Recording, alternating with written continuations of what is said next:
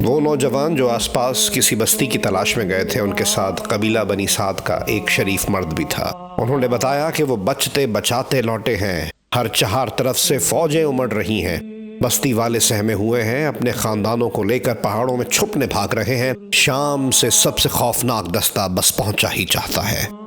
شکر اللہ کا، حسین نے کہا۔ 2000 سپاہی جنوب کی طرف بڑھ رہے ہیں اور ان کے پیچھے 3000 کا دستہ چلا آ رہا ہے۔ سبحان اللہ، حسین نے جھوم کر کہا۔ 6000 قادسیہ سے بڑھ رہے ہیں اور ہور کا دستہ بھی گھوم کر یہیں پہنچنے والا ہے۔ جزاک اللہ۔ گستاخی معاف یا حسین، آپ جانتے ہیں کہ فوجیں کیوں جمع ہو رہی ہیں؟ اچھی طرح جانتا ہوں کہ یہ سب میرے خلاف صف بندی ہو رہی ہے۔ اتنی بڑی تعداد میں؟ ہاں، یہ تو میری عزت افزائی ہے۔ میرا قتل کوئی کھیل نہیں، پوری عرب قوم میری ایک آواز پر اٹھ سکتی ہے۔ شہنشاہ کو یہی خوف ہے، جب ہی تو وہ اپنا بڑا لشکر جمع کر رہا ہے، اور آپ بجائے پریشان ہونے کے خدا کا شکر ادا فرما رہے ہیں۔ ہاں، میں چاہتا ہوں قتل حسین کے جتنے زیادہ گواہ ہوں اتنا ہی اچھا ہے۔ ہم مٹھی بھر مجبور اور لاچار انسانوں کے لیے تو ایک زبردست دستہ ہی کافی ہوتا۔ ٹھیک کہتے ہو، قتل حسین کے لیے تو ایک جیدار کافی ہے، مگر پیغمبر خدا کے نواسے کے قتل کے لیے یہ جم غفیر بھی ناکافی ہے۔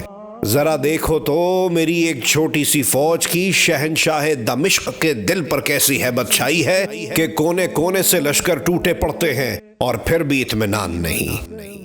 دشمن کی کمی پر تو سبھی دعائیں مانگتے ہیں، لیکن اس کی زیادتی پر مسرت کا اظہار صرف آپ ہی فرما سکتے ہیں۔ عبداللہ بن سلیم بولے، یہ جو میرے خلاف آ رہے ہیں یہ میرے دشمن نہیں، پھر کون ہے؟ کوئی بھی نہیں، انجان ہے۔ انہیں یہ بھی پتا نہیں کہ وہ کس کے خلاف فوج کشی کر رہے ہیں۔ سپہ سالاروں کو بھی پتا نہ ہوگا کہ ان کا نشانہ میں ہوں۔ عام سپاہی تو بالکل کٹ پتلی کی طرح ہوتا ہے، جس طرف ہانکا جائے ہنک جاتا ہے۔ ایسا بے وقوف سپاہی ڈرنے کی چیز نہیں، اس کا تو وجود ہی قابل رحم ہے۔ یاد کرو رسول خدا صلی اللہ علیہ وآلہ وسلم کی مختصر فوج، وہ کیوں فتح یاب ہوئی؟ اس لیے کہ ان کے سپاہی باشعور تھے، اپنے اصولوں پر یقین رکھتے تھے، اس لیے وہ ظفر یاب ہوئے۔ ہم بھی کیا ظفر یاب ہوں گے؟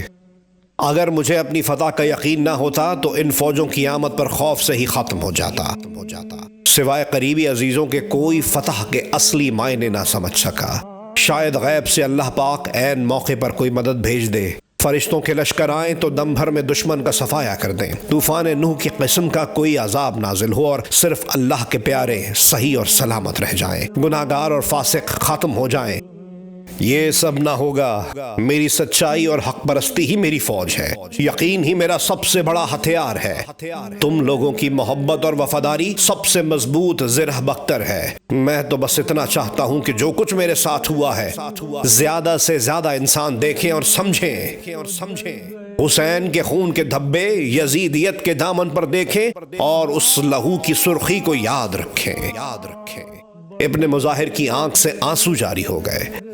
یا حسین، یہ خوف یا غم کے آنسو نہیں، انتہائی خوشی میں میری آنکھیں سیراب ہو گئیں۔ واللہ مجھے اپنی خوش بختی پر ناز ہے۔ اب مجھے پتا چلا کہ یزید کیوں آپ سے اس درجہ خائف ہے۔ اب میں اس جنگ کی اصلیت کو سمجھ رہا ہوں۔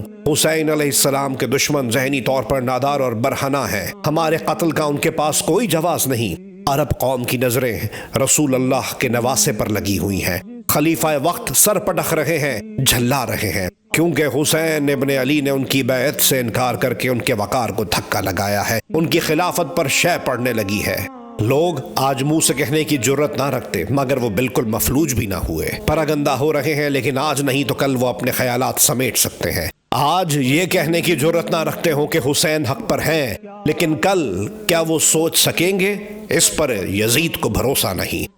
وہ ہمارے تخیل کی پرواز کو روکنا چاہتے ہیں، ہمارے ذہنوں کو قید رکھنا چاہتے ہیں۔ ہم اس کے لیے تیار نہیں، اور یہ بات یزید کے حق میں نہیں۔